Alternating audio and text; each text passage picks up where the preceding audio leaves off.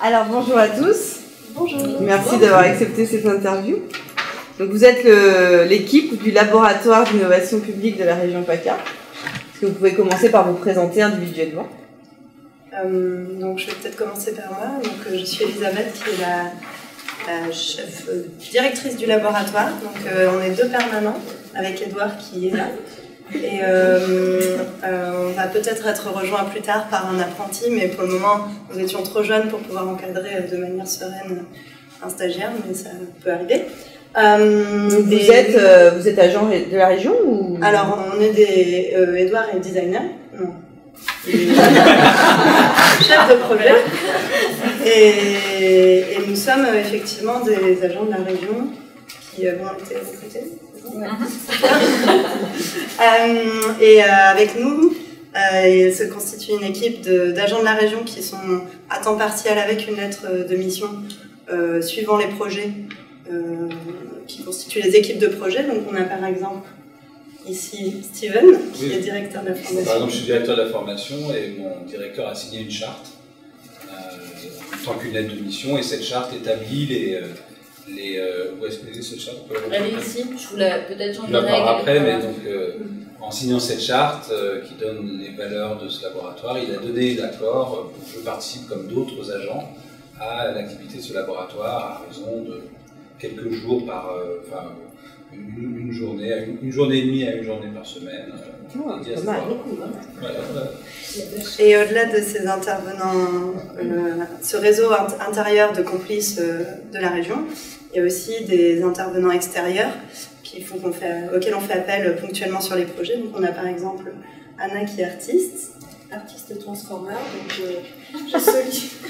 Donc je fais des ateliers créatifs pour aider lors de la réflexion sur le projet à libérer les personnes en interne de toutes les contraintes et les qu'ils peuvent et les amener dans des situations. Donc ça peut être des sketchs ou de la comédie.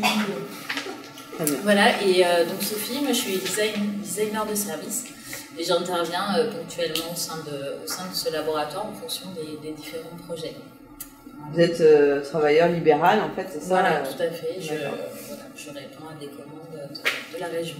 Alors peut-être pour finir sur l'équipe, un point important à signaler, c'est le soin que l'on met sur le recrutement. D'une part, notre recrutement a fait l'objet d'un processus particulier, et d'autre part, le recrutement des personnes extérieures est aussi particulier, c'est-à-dire en tout cas, qui n'est pas classique. Non, mais on s'en rend pas plus aujourd'hui. Très bien. Qui l'utilise, moi je peux en parler en tant que designer, effectivement, sur la façon dont ça s'est passé. Mais donc c'est des façons assez innovantes en fait, hein, donc qui changent de l'ordinaire, avec vraiment des mises en situation. Et vraiment un recrutement qui va être axé sur les compétences, sur les connaissances. Et disons qu'on n'envoie pas un chercheur de tête nous trouver le meilleur designer, mais c'est plutôt des mises en situation, des groupes, etc. D'accord. Et finalement, en quoi consiste ce labo alors? Qu'est-ce qu'il fait? Alors peut-être effectivement, par ses valeurs. Voilà, on peut peut-être commencer par vous présenter une bonne idée. Par la charte. Donc au départ, on a fait effectivement un petit travail pour poser différents points. Donc un travail collectif qui nous paraissait intéressant pour démarrer ce laboratoire. Et on a posé 5 grands principes. Donc on s'est dit effectivement que ce labo devait être d'abord un lieu, donc un espace ouvert, neutre, convivial et aussi évolutif dans la durée pour pouvoir s'adapter aux différents chantiers qui sont traités. C'est aussi un lieu qui est porteur de conviction. Donc c'est vrai qu'à tous, on partage cette volonté de transformer l'action publique. On se considère un peu comme des activismes du service public, mais aussi des militants. Et on partage tous une éthique commune, me semble-t-il. Le troisième point porte plutôt sur l'état d'esprit qu'on partage aussi, donc plutôt avec de l'empathie, de la bienveillance, de l'écoute et du bon sens. Sur le quatrième point, on a souhaité souligner les valeurs de l'action. Voilà, être constructif, positif, le faire ensemble, le faire avec, le fait aussi d'accepter l'imparfait et l'échec, avec voilà, la possibilité de se tromper, de faire de l'essai-erreur et d'être astucieux. Et enfin, le dernier point de la charte est basé sur une approche orientée sur les usages, orientée utilisateur, et c'est aussi une approche sensible. Donc on est voilà, dans nos travaux vraiment en prise avec le réel. Et notre devise qu'on partage un peu tous, hein, c'est « Yes, we can ». On peut y arriver. J'ai entendu ça quelque part. Voilà pour le labo. Très bien. Et donc sur quoi travaille ce labo alors en ce moment? Donnez-nous un peu de... Alors là-dessus, il faut préciser quand même qu'on est beaucoup sollicité, parce que c'est une région très innovante, donc il y a beaucoup de projets qui émergent. Donc on a été amené à définir quelques critères de choix de ces projets. Donc tant que vous ne vous êtes pas présenté en tant que journal, je ne sais pas quels sont vraiment au centre d'intérêt, mais on a déjà quelques critères pour choisir un peu les projets. Donc d'abord le fait qu'il y ait un contexte favorable aux porteurs, c'est-à-dire au niveau de l'environnement, des partenaires, du national, de différents niveaux.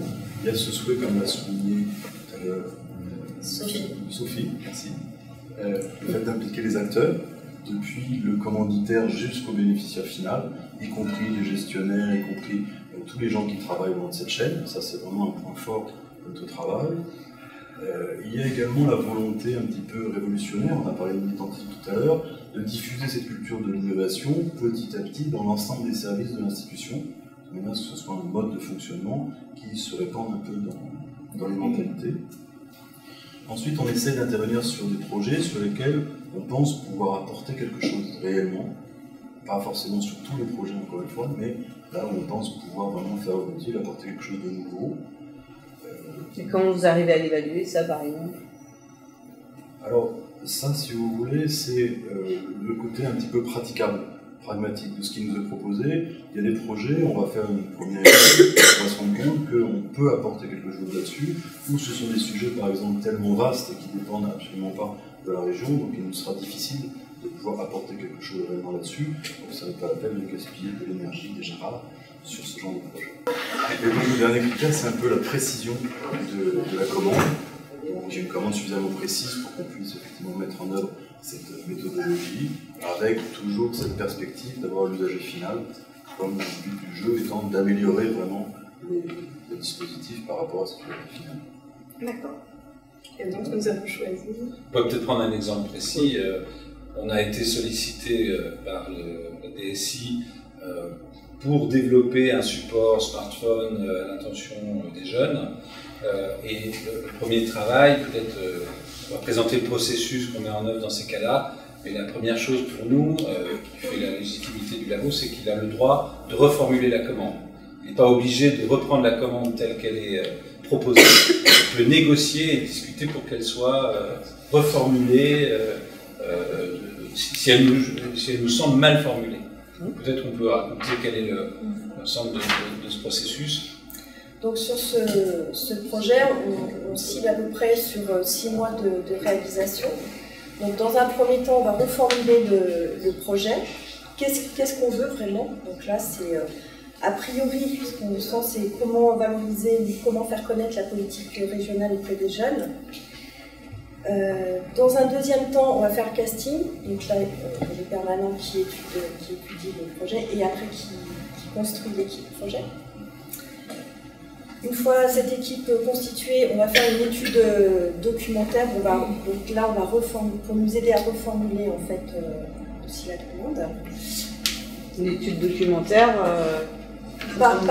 sur la veille des usages, qu'est-ce qui existe déjà, qu'est-ce qui a déjà été fait en interne, quelles sont nos forces, avoir toute la connaissance en fait du domaine. Dans un deuxième temps, donc ça, à peu près un mois. Dans un deuxième temps, on ira auprès des usagers concernés, donc là notamment les jeunes, donc là c'est l'immersion, donc là on compte 15 jours avec notre designer de service. Suite à l'immersion, on va pouvoir créer, donc là on compte 15 jours, un prototypage avec une maquette. Donc là, on est dans la conception. Donc là, il nous reste après 6 mois de réalisation. Excusez-moi, sur la co-conception, vous avez déjà prévu des outils, vous avez déjà pensé à des outils, à la manière dont vous vous y prendriez, par atelier, je sais pas, par ou pas encore. Pas là, c'est pas encore défini à l'heure actuelle, mais effectivement, enfin, c'est là où moi je vais apporter en tant que designer de service des propositions en termes d'outils, d'ateliers, etc. Donc voilà, c'est aussi quelque chose qu'on va travailler ensemble. Là, je vais proposer à l'équipe projet. L'idée étant aussi d'utiliser des outils que les agents peuvent aussi réutiliser et s'approprier pour les réutiliser dans leur vie quotidienne une fois le projet fini. Donc voilà, c'est ça pour faire écho à ce que... donc on va créer des prototypes, des maquettes en fonction, pour pouvoir faire des propositions innovantes à la fois radicales et incrémentales. Donc tu peux un peu expliquer ça? Oui, c'est ce qu'on entend par incrémental. Voilà. C'est que là c'est important dans le cadre du développement de ce projet, aussi de reboucler régulièrement avec nos élus, de manière à s'assurer qu'on est en phase, on reste en phase, et que donc il y a un portage aussi politique de ce projet qui lui permet d'avancer. Et dans ce cadre-là, l'idée c'est de faire à nos élus des propositions de nouveaux projets, d'innovation, qui soient soit une innovation radicale, c'est-à-dire un changement, une nouvelle approche que l'on propose, soit des innovations plus modestes, qui soient incrémentales, c'est-à-dire qui soient une amélioration de ce qui existait déjà. Et à partir de là, on laisse le choix aux politiques d'assumer son rôle d'arbitrage et de dire bon, on veut simplement une amélioration ou on souhaite aller vers une innovation. D'accord. Donc les 6 mois qui restent vont être la mise en œuvre du projet. Donc il y a une phase de déploiement, donc toujours avec les utilisateurs finaux. Donc on peut la phaser en fait. C'est-à-dire que là, vous avez créé véritablement l'objet, l'application. C'est un prototype. C'est encore un prototype. C'est un prototype, mais notre rôle va jusqu'à imaginer, à co-concevoir des modes de déploiement possibles. Ça ne veut pas dire qu'on déploie. On part du principe qu'il y a plein de façons. À ce stade, on va comprendre qu'il y a plein de façons différentes de déployer. Soit on déploie le logiciel lui-même, soit on déploie des kits qui permettent à d'autres de faire eux-mêmes ce logiciel, soit on met on met une version limitée de ce logiciel et on lance un concours pour que les jeunes eux-mêmes améliorent ou réinventent. Vous cherchez aussi là-dessus. Quelle communication? Voilà, le boulot du labo consiste aussi à réfléchir et à explorer des modes de déploiement possibles.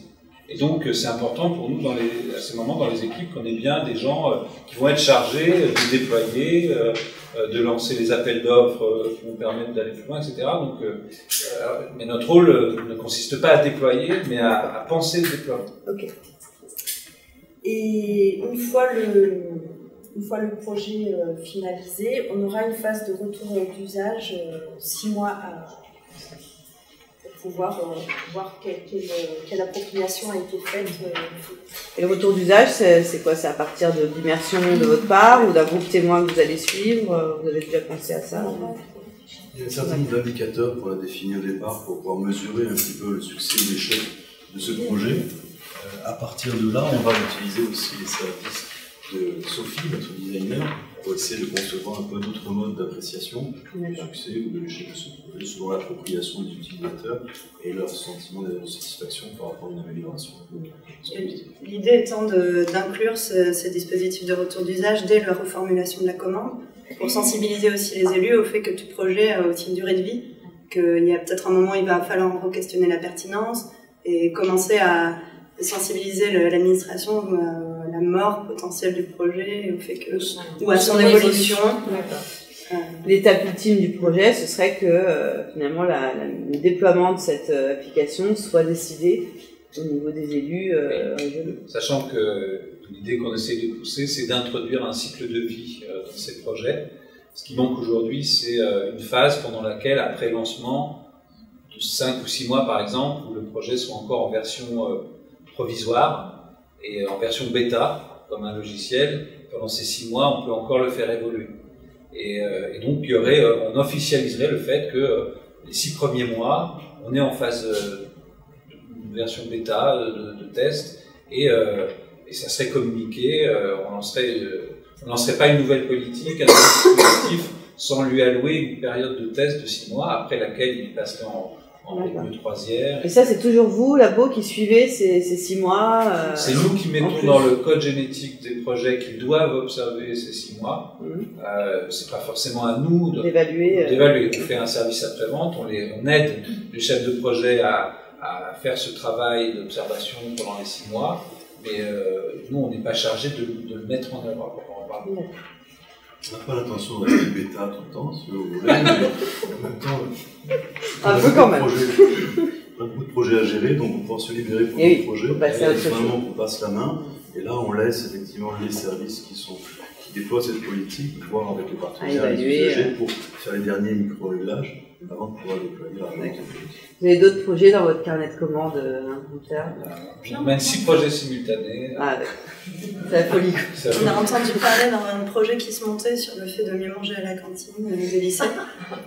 Alors, on a entendu qu'il y avait une région qui était très innovante là-dessus, donc on va peut-être s'y pencher. Est-ce qu'il y a d'autres questions? Le coût de la démarche par rapport à d'autres démarches plus classiques. Tu veux les sentir Le coût de la démarche, c'est qu'en fait, alors il y a un coût homme qui est femme, qui est celui des équipes internes, donc c'est la ressource interne. Et puis après, il y a dans l'équipe 2 permanents, enfin 2 personnes qui ont été recrutées pour le poste, donc c'est l'équivalent de 2 cadres embauchés en permanence pour ça, plus des coûts de fonctionnement externe, c'est-à-dire comme on achète besoin de faire appel à des designers externes régulièrement, mais je dirais que c'est un budget de 150 000 € par an. Et est-ce que c'est plus coûteux qu'une méthodologie plus classique de projet qu'on fait? Parce qu'un outil comme ça, il pourrait être fait dans une méthode. Oui, mais disons qu'il y aura peut-être plusieurs plusieurs petits coûts additionnés, mais si le projet marche, au final, le projet marchera sûrement mieux que si on avait mis tout de suite beaucoup de sous pour avoir un projet qui, au final, ne marche pas. Voilà. Donc, c'est des choix, et c'est d'où l'intérêt aussi d'assurer le portage politique dans le choix du projet, pour pouvoir assurer le financement de l'équipe derrière, pour s'inscrire dans les ambitions de la région. On est en train de faire une analyse économique du projet, mais on s'aperçoit que dans ce qu'on fait, il y a un peu de démarches d'évaluation qui pourraient se substituer à des démarches d'évaluation, et c'est autant de coûts d'évaluation qui ne sont pas de cabinets d'évaluation qui ne sont pas sollicités. On a pu calculer le coût des risques qu'on permettait de diminuer en faisant ce travail, et ça c'est dans la négociation avec nos directeurs, c'est intéressant de pouvoir évaluer le coût du risque qu'on évite de prendre. Donc voilà, on fait une analyse économique en fait pour montrer ce qui permet de créer une fonction comme ça, comme valeur par rapport à des... Il y a aussi le fait que, comme on gère 5 projets simultanément et que c'est une mission permanente, il y a un travail de capitalisation et de formation des équipes, donc voilà, il y a une espèce de projet global, une économie globale du projet qui, pour l'instant, paraît très intéressante. Des externalités très positives. Ouais. On a insisté tout à l'heure sur la question de la diffusion au sein de l'institution, cette culture de l'innovation.